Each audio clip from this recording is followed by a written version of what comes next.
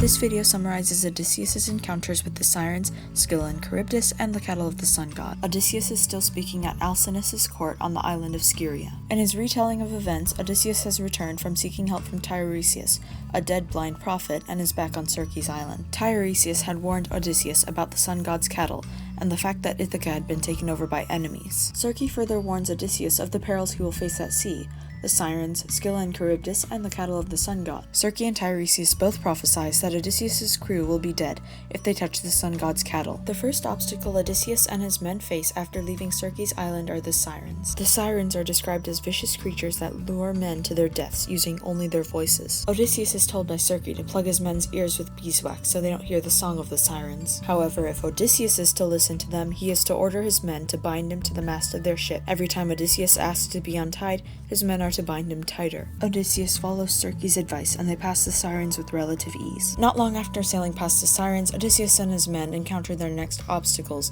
Scylla and Charybdis, who happen to be right across from each other. Scylla is described as the thing of nightmares, 12 giant tentacles for legs, 6 heads, whereas Charybdis is a giant whirlpool. When Circe tells Odysseus about Scylla, she warns that 6 of his men will be taken, 1 for each of Scylla's heads. However, Circe also warns of Charybdis' greater power, and says should they be at risk of encountering Charybdis, it's better to mourn 6 men than lose them all, and the ship too, and thus encourages Odysseus to guide his men away from Charybdis. They follow Circe's advice and steer clear of Charybdis at all costs. Scylla eats 6 of Odysseus' men, and the rest make their way towards the island of the sun god. After arriving at Thrinacia, Odysseus can't help but think about Circe's and Tiresias' prophecies that all of his men were going to die here if they harmed the cattle. Odysseus makes his crew agree to not touch the cattle no matter what, saying that it would anger Helios, the sun god. A storm begins to unfold, and Odysseus and his men are stuck on the island. The storm lasts for quite a few days and the group lives off their stock of food, but once their supplies dwindle, they start to get tempted. Odysseus goes to pray to the gods for some form of sustenance, but falls asleep and wakes up to find his men feasting on Helios' cattle. After Odysseus shouts some angry words at Zeus for being a troll,